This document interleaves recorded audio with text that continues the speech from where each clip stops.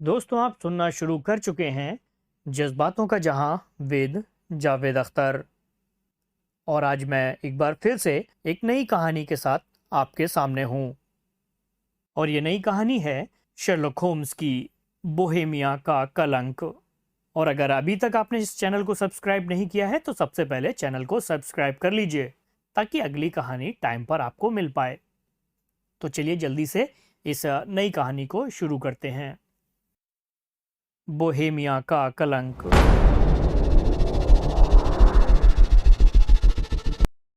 कोई 5 साल पहले जब मैं वारसा में एक लंबे समय के लिए ठहरा था तो मेरी मुलाकात मशहूर आयरिन एडलर से हुई। मुझे उम्मीद है कि यह नाम तुम्हारा जाना पहचाना होगा। डॉक्टर, मेहरबानी करके ज़रा इस नाम को मेरी विशेष व्यक्तियों वाली सूची में देखना।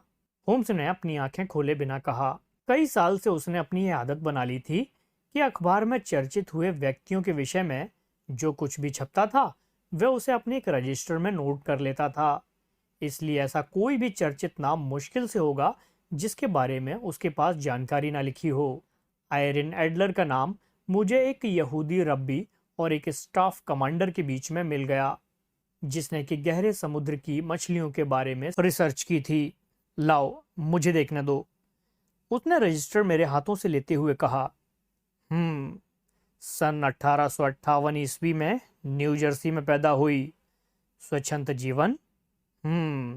ओपेरा ऑफ वारसा की हीरोइन, फिर स्टेज छोड़ दिया। वह अब लंदन में रहती है। ठीक। मैं समझता हूँ कि महामहिम किसी तरह से इस सुंदरी के साथ उलझ गए। भावुकता में उसे कुछ प्रेम पत्र लिख बैठे और अब उन पत्रों को वापस चाहते हैं। मैं ठीक कह रहा हूं ना? बिल्कुल ठीक। कहीं उससे किसी तरह का कोई गुप्त विवाद तो नहीं किया? बिल्कुल नहीं। कोई कानूनी कागजात या सर्टिफिकेट?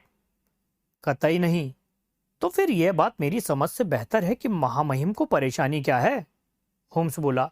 अगर ये जवान औरत ब्लैकमेलिंग या किसी और उद्देश्य से वह पत्र प्रस्तुत कर रही है तो वह कैसे साबित कर सकती है कि यह पत्र आपने ही लिखा है? मेरी लिखाई? वह जाली भी हो सकती है। मेरे निजी पैड के कागज चुराई भी जा सकते हैं। मेरी निजी मोहर, वह भी चुराई जा सकती है या जाली बनाई जा सकती है। मेरा फोटोग्राफ खरीदा जा सकता है। फोटोग्राफ में हम दोनों एक साथ हैं। यह वाकई गड़बड़ है। महामहिम से यह तो वाकई बड़ी गलती हो गई। होम्स ने विचारपूर्ण स्वर में कहा। मैं उसके प्यार में बुरी तरह पागल हो गया था। यह तो आपने अपने आप को बहुत बड़े जोखिम में डाल दिया। मैं उस समय सिर्फ युवराज था, जवान था। अभी भी मैं मुश्किल से 30 साल का ही हूं। पत्र और फोटोग्राफ तो आपको किसी भी तरह से हासिल करने चाहिए। हमने कोशिश की थी लेकिन नाकामयाब रहे। महामहिम को उन्हें कीमत देकर खरीद लेना चाहिए। वो किसी भी कीमत में बेचने को तैयार नहीं है। तब किसी से उन्हें चुरवा लीजिए। 5 बार कोशिश की जा चुकी है। 2 बार मेरे भेजे हुए चोरों ने उसका पूरा पर्स छान मारा, पूरा घर छान मारा, सारा सामान तहस नहस कर दिया, मगर कहीं नहीं मिले। एक बार जब वह सफर कर रही थी तो उसका सामान उठा लिया गया, उसमें भी कुछ नहीं मिला। 2 बार घात लगाकर उसे लूटा गया मगर कोई नतीजा नहीं निकला, कोई सुराग भी नहीं मिला। बिल्कुल नहीं। होम्स हंसा। यह तो बहुत ही सुंदर समस्या है। वह बोला। तुम हंस रहे हो? बादशाह ने शिकायत भरे स्वर में कहा। और यह समस्या मेरे गले की हड्डी बनी हुई है, इसमें तो कोई शक नहीं है। लेकिन उसका कहना क्या है? फोटोग्राफ का वो क्या करेगी? मुझे तबाह करेगी, बर्बाद करेगी। मगर कैसे? मेरी शादी होने वाली है, ऐसा मैंने भी सुना है। क्लोटिल्डे लोथमैन बानसेक से मैंने जिना के साथ मेरा विवाह होने वाला है, जो स्कैंडिनेविया के बादशाह की दूसरी बेटी हैं। तुम्हें उसके परिवार के कठोर सिद्धांतों के बारे में भी जानकारी होगी। वह खुद भी एक बहुत ही नाजुक मिजाज लड़की है। अगर उसे मेरे इस प्रेम प्रसंग के बारे में जरा भी भनक लग गई तो सारा मामला तभी खत्म हो जाएगा। वह उन फोटोग्राफ को भेजने की धमकी दे रही है और वह ऐसा करेगी। मैं जानता हूं कि वह जरूर ऐसा करेगी। तुम उसे नहीं जानते, बड़े पक्के इरादों वाली औरत है। वे जितनी खूबसूरत है उससे कहीं ज़्यादा ज़िद्दी है। मैं किसी दूसरी औरत से शादी करूं, यह उसकी बर्दाश्त से बाहर है।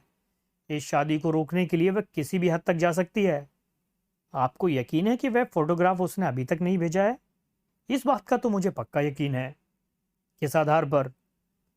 क्योंकि उसका कहना है कि वह उस दिन भेजेगी जिस दिन सगाई की रस्म की सार्वजनिक घोषणा की जाएगी, और वह दिन अगला सोमवार है, बादशाह ने बताया। ओह, इसका मतलब हमारे पास अभी 3 दिन हैं, होम्स ने अंगड़ाई के साथ कहा। यह तो बड़े सौभाग्य की बात है। मेरा ख्याल है महामहिम अभी फिलहाल लंदन में रुकेंगे। निश्चित रूप से। मैं लैंगहाम होटल में काउंट वॉन क्रैम के नाम से ठहरा हुआ हूँ। तब तो मैं अपनी प्रगति के बारे में आपको सूचित कर सकता हूँ। मेहरबानी करके ऐसा ज़रूर करना, क्योंकि इस मामले को लेकर मैं बहुत बेचैन हूँ। हो सकता है इस मामले में कुछ रुपया भी खर्च करना पड़ जाए। उसकी तुम चिंता मत करो, जितना चाहो खर्च कर सकते हो, जो मांगोगे सो मिलेगा। यानी कोई बंधन नहीं? कोई बंधन नहीं। मैं तुम्हें बता दूं कि उस फोटोग्राफ के लिए मैं अपना आधा राज्य तक दे सकता हूं, किंतु फिलहाल के खर्चों के लिए भी तो कुछ चाहिए। बादशाह ने अपने लबादे में से एक सांभर के चमड़े का बैग निकाला और मेज पर रख दिया। इसमें 300 पाउंड सोने के हैं और 700 पाउंड के नोट हैं, वह बोला। होम्स ने तुरंत उसे एक कागज पर रसीद लिखकर दे दी। और उस औरत का पता क्या है? रसीद देने के बाद उसने पूछा। पता है Briony Lodge, Serpentine Avenue, Saint John Wood. एक और सवाल?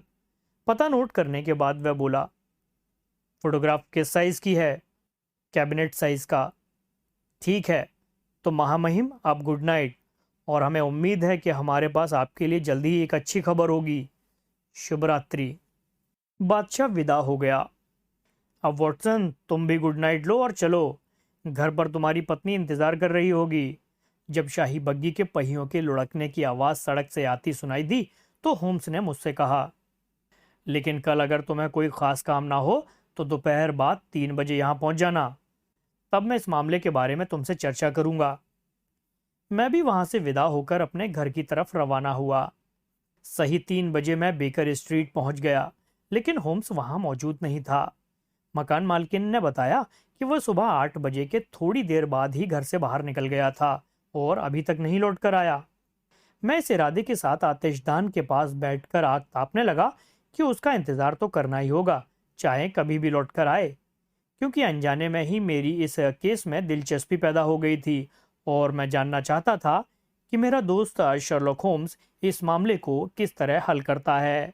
इस बात के अलावा कि ये बोहेमिया के महाराज जैसे एक महत्वपूर्ण व्यक्ति से संबंधित केस है, मेरी दिलचस्पी अपने दोस्त के काम करने के तरीके को नोट करने में ज्यादा थी कि वह किस प्रकार परिस्थितियों पर अपनी चतुराईपूर्ण बुद्धि की तर्कशील विवेचना का शिकंजा कसकर बड़ी सी बड़ी समस्याओं को भी चुटकियों में हल कर देता है।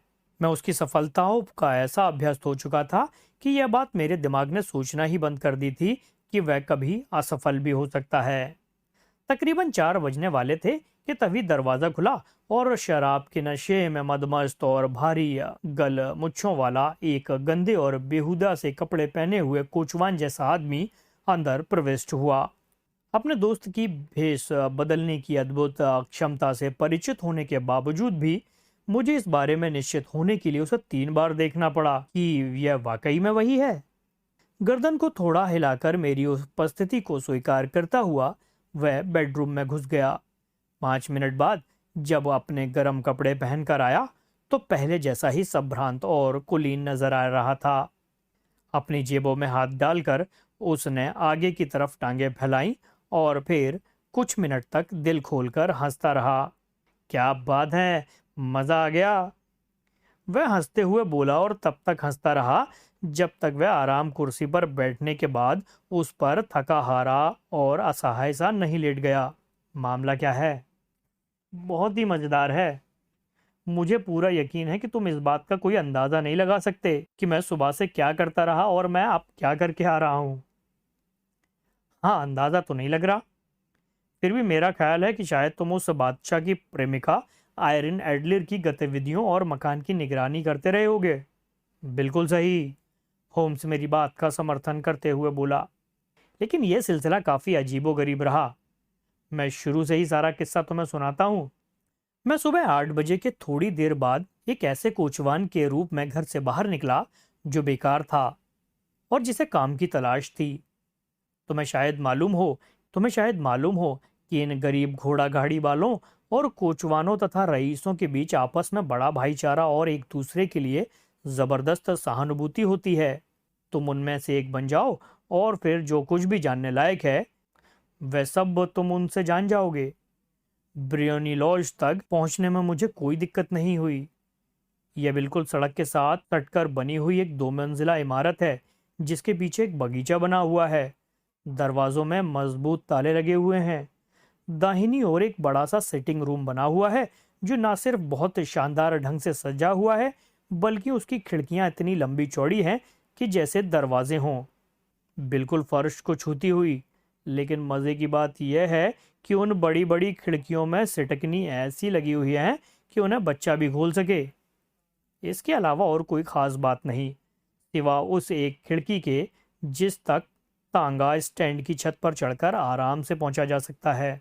उसके बाद मैं गली में किसी बेकार आदमी की तरह यूं ही इधर उधर टहलता रहा और जल्द ही मुझे इस बात का पता चल गया कि बगीचे की दीवार के साथ से गुजरती गली में एक अस्तबल है। वहां मैंने घोड़ों की मालिश करने में सईस का हाथ बटाया और उसने मुझे मजदूरी में 2 पेंस, साथ में चाय, डबल रोटी और सिगरेट के अलावा खूब सारी जानकारी मुझे आयरिन एडलर के बारे में दी, जिसे हासिल करने के लिए उस रूप में मैं वहां गया था। इसके अलावा भी मैं तकरीबन आधा दर्जन लोगों से मिला जिनसे मिस एडलर के बारे में बहुत सी जानकारी जानने को मिली। और आयरिन एडलर के बारे में तुम्हें क्या जानकारी मिली? मैंने पूछा। उसने तो सारे मर्दों को अपना गुलाम बना रखा है। ऐसा लगता है जैसे इस आसमान के नीचे और धरती के ऊपर उससे शानदार औरत और कोई है ही नहीं। सरपेंटाइन अस्तबल के सभी घोड़े वालों और कोचवानों का यही कहना है। वह शांति के साथ रहती है, संगीत सभाओं में जाती है, घर से रोजाना 5 बजे निकलती है और 7 बजे वापस आ जाती है। जब कभी कहीं गाने के लिए जाना होता है तो उसके अलावा और किसी वक्त कभी भी घर से बाहर नहीं निकलती। उससे मिलने भी कोई आता है तो सिवाय एक मर्द के। उससे मिलने भी कोई नहीं आता सिवाय एक मर्द के, और वह भी कुछ ज़रूरत से ज़्यादा ही आता जाता है। बहुत ही खूबसूरत और जोशीले किस्म का युवक है और वह दिन में कम से कम एक बार तो आता ही है, कभी कभी 2 बार भी आ जाता है। और उसका नाम नॉर्टन गॉडफ्रे है और वह इनर टेम्पल में कहीं रहता है। देखा तुमने, इन साधारण घोड़े तांगे वालों को विश्वास में लेकर कितनी महत्वपूर्ण जानकारी हासिल की जा सकती है। वे लोग न जाने कितनी बार उसे सरपेंटाइन एवेन्यू से बैठाकर उसके घर तक छोड़ने गए होंगे। उन्हें इसके बारे में बहुत सी जानकारी है। जब मैंने ये सब जान लिया जो मैं जानना चाहता था तो मैंने एक बार फिर ब्रियोनी लॉज के चक्कर काटने शुरू कर दिए और अपने अगले अभियान की योजना बनाने लगा। इसमें मुझे कोई शक नहीं था कि यह नॉर्टन गॉडफ्रे नाम का आदमी इस सारे मामले में एक महत्वपूर्ण मुद्दा है। पेशे से वह वकील है। ये जानकर मुझे कुछ अशुभ की आशंका हुई। मैं सोचने लगा कि इन दोनों के बीच क्या रिश्ता है और उसका बार बार मिलने के लिए आने के पीछे क्या उद्देश्य है। आयरन एडलर उसकी क्लाइंट है, माशूका है या रखेल है? क्या है वह? अगर वह उसकी क्लाइंट है तो हो सकता है कि उसने वह फोटोग्राफ उसे दे दिया हो रखने के लिए। लेकिन अगर वह प्रेमिका या रखेल है तो शायद ना दिया हो। अब इस सवाल के ऊपर 2 बातें निर्भर करती हैं। या तो मैं अपनी कार्रवाई का केंद्र ब्रियोनी लॉज को ही बनाए रखूं या फिर अपना ध्यान नॉर्टन गॉडफ्रे और उसके घर पर केंद्रित करूं। ये सब बातें मैंने तुम्हें इसलिए बताई कि तुम मेरी उलझन को समझ सको, बशर्ते तुमने सारी स्थिति को सही ढंग से समझ लिया हो। मैं तुम्हारी बात को ध्यानपूर्वक सुन रहा हूं, मैंने कहा। अपने दिमाग में इसी उलझन को सुलझाने की कोशिश करता हुआ मैं वहां चक्कर काट रहा था कि तभी एक घोड़ा गाड़ी आई और सीधी ब्रियोनी लॉज के सामने जाकर रुकी और उसमें से एक व्यक्ति कूद कर निकला। वह एक बहुत सुंदर और सजीला नौजवान था जिसका हुलिया उस नॉर्टन गॉडफ्रे नाम के व्यक्ति से काफी हद तक मिलता था, जिसके बारे में मैं बहुत कुछ सुन चुका था। वह बहुत जल्दी में दिखाई दिया। उसने चिल्लाकर घोड़ा गाड़ी वाले को अपना इंतजार करने के लिए कहा और घर का दरवाजा खोलने वाली नौकरानी के पास से तेजी से गुजरता हुआ इस प्रकार भीतर घुस गया जैसे अपने ही घर में घुसा हो। वह लगभग आधे घंटे तक वहां रहा और मैं सिटिंग रूम की खिड़कियों के द्वारा उसकी गतिविधियों की झलक देख सकता था। वह कमरे में बेताबी के साथ घूमता हुआ बड़ी उत्तेजना के साथ बातें कर रहा था और आवेश में अपने हाथ इधर उधर हिला रहा था, लेकिन मैं उस औरत को नहीं देख पा रहा था। आखिरकार वह बाहर निकला। इस बार वह पहले से भी ज्यादा जल्दी में था। जैसे ही वह घोड़ा गाड़ी में सवार हुआ तो उसने अपनी जेब से सोने की घड़ी निकालकर बेताबी के साथ उसे देखा। चलो जल्दी चलो, हवा की तेजी के साथ चलो, उसने तेज आवाज में हुक्म दिया। पहले रीजेंट स्ट्रीट में ग्रोम और हैंकी के यहाँ, फिर सेंट मोनिका के चर्च एजवारे रोड पर। अगर तुमने 20 मिनट में पहुंचा दिया तो आधी गिन्नी मिलेगी। और वह घोड़ा गाड़ी में सवार होकर वहां से चल दिया, जबकि मैं अभी इसी उलझन में फंसा हुआ था कि मुझे उसका पीछा करना चाहिए था या नहीं। तभी वह औरत भी आंधी तूफान की तेजी के साथ मकान से बाहर निकली और तांगा स्टैंड पर खड़ी एक अन्य घोड़ा गाड़ी में फुर्ती के साथ सवार होती हुई वह कोचवान से बोली, सेंट मोनिका चर्च और आधी गिन्नी मिलेगी अगर तुमने मुझे वहां 20 मिनट में पहुंचा दिया। और इस मौके को खोना बेवकूफ़ी थी वॉटसन, लेकिन सवाल यह था कि पीछे कैसे किया जाए। मैं सोच ही रहा था कि मैं घोड़ा गाड़ी के पीछे बैठूं दौड़कर या उसके पीछे दौड़ता चला जाऊं। तभी मुझे एक दूसरा तांगा दिखाई दिया और मैं फुर्ती में उसके साथ सवार हो गया। सेंट मोनिका चर्च, मैंने भी वही शब्द दोहराए, आधी गिन्नी मिली अगर तुमने 20 मिनट में पहुंचाया। पहले तो वह मेरा बेहुदा सा हुलिया देखकर तांगे वाला कुछ असमंजस में पड़ा, लेकिन फिर न जाने क्या सोचकर उसने चाबुक फटकारे और घोड़े को दौड़ा दिया। उस समय 12 बजने में 25 मिनट थे और मैं कुछ कुछ समझ रहा था कि यह सब क्या चक्करबाजी है। मेरे तांगे वाले ने वाकई अपने घोड़े को बहुत तेज दौड़ाया। मुझे याद नहीं कि मैंने कभी किसी तांगे में ऐसी रफ्तार के साथ सफर किया हो, लेकिन फिर भी दोनों घोड़ा गाड़ियां मुझसे पहले वहां पहुंच चुकी थीं और अपने हाँफते हुए घोड़ों के साथ आगे पीछे खड़ी थीं। तांगे वाले को आधी गिन्नी देकर मैं चर्च के भीतर घुसा तो उसे खाली पाया। वहां उस मर्द और औरत के अलावा जिनका पीछा करते हुए मैं वहां तक आया था, सिर्फ एक पादरी और था जो उनसे कुछ विवाद कर रहा था। वे तीनों एक साथ वेदी के निकट खड़े हुए थे। मैं एक ऐसे बेकार आदमी की तरह टहलता हुआ सा उनकी ओर बढ़ा जो अपना वक्त गुजारने के लिए चर्च में आ गया था। अचानक उस समय मेरी आश्चर्य का ठिकाना ना रहा जब वे तीनों एक साथ मेरी ओर घूम गए और वह नॉर्टन गॉडफ्रे मुझे देखते ही तेजी के साथ दौड़ता हुआ मेरे पास आया। भगवान का लाख लाख शुक्र है जो उसने तुम्हें भेज दिया, वे चिल्लाया। तुमसे काम चल जाएगा, आओ आओ। क्या बात है, मैंने पूछा। आओ भाई आओ, सिर्फ 3 मिनट बाकी रह गए हैं। वह मेरा हाथ पकड़कर मुझे लगभग घसीटता हुआ सा वेदी के पास ले गया और इससे पहले कि मैं कुछ समझ पाता, मैंने अपने आप को गवाह के रूप में आयरन एडलर और नॉर्टन गॉडफ्रे के विवाह का साक्षी कर्म निपटाते हुए पाया। यह सब काम तुरंत संपन्न हो गया और वर वधू दोनों ने मुझे बारी बारी धन्यवाद दिया, जबकि पादरी हम दोनों के निकट खड़ा मुस्कुरा रहा था। वह एक ऐसी विचित्र स्थिति थी जो मेरे जीवन में पहले कभी नहीं आई थी। उस घटना को याद करके ही मैं इस वक्त बुरी तरह हंस रहा था। ऐसा लगता था कि किसी किस्म की औपचारिकता पूरी की जानी थी और पादरी ने बिना किसी गवाह की उपस्थिति के उनका विवाह करने से इनकार कर दिया था। लेकिन उनके सौभाग्य से मेरी वहां मौजूदगी ने दूल्हे को किसी गवाह की तलाश में बाहर सड़क पर जाने के झंझट से बचा लिया। दुल्हन ने मुझे एक स्वर्ण मुद्रा दी और मैंने उसे यादगार के रूप में अपनी घड़ी की चेन के साथ पहनने का फैसला कर लिया है। इस घटना से तो इस मामले में बहुत ही जबरदस्त मोड़ आ गया है, मैंने कहा। उसके बाद क्या हुआ? तुमने ठीक कहा, वाकई बहुत जबरदस्त मोड़ आ गया है, क्योंकि मेरी तो सारी योजना ही गड़बड़ हो गई। खैर, शादी हो जाने के बाद जोड़ा वहां से फौरन चल दिया, लेकिन चर्च के दरवाजे से बाहर निकलकर दोनों अलग हो गए। नॉर्टन गॉडफ्रे ने अपनी घोड़ा गाड़ी के कोचवान को इनर टेम्पल चलने का आदेश दिया और वह भी घोड़ा गाड़ी में सवार होकर अपने घर की तरफ रवाना हो गई। लेकिन चलने से पहले उस औरत ने नॉर्टन गॉडफ्रे से इतना ज़रूर कहा था, मैं रोज़ाना की तरह 5 बजे ही वहाँ घूमने जाऊंगी। उसके बाद दोनों अपने अपने रास्ते पर रवाना हो गए और मैं भी अपना इंतज़ाम करने के लिए वहाँ से चल दिया। तुम्हारा इंतज़ाम कैसा? थोड़ा सा ठंडा बीफ और एक गिलास बियर का, उसने घंटी बजाते हुए कहा। मैं सारे दिन इतना बिजी रहा कि खाने का ध्यान तक नहीं आया और अब शाम को भी मैं उससे ज़्यादा ही बिजी रहूँगा।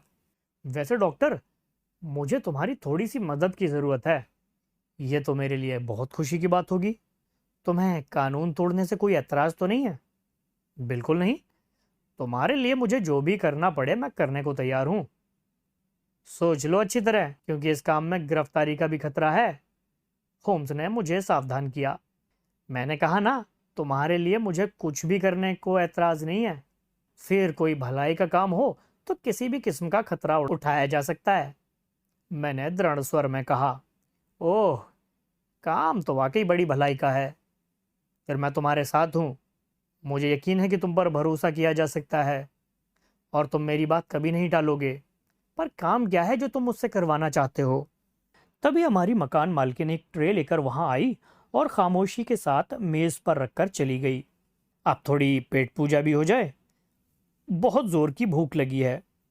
वह ट्रे में रखे उस मामूली से सामान पर किसी भूखे की तरह झपटता हुआ बोला। लेकिन मुझे खाते हुए ही बात करनी होगी, क्योंकि मेरे पास फालतू टाइम बिल्कुल भी नहीं है। लो, तकरीबन 5 तो यहीं बज गए।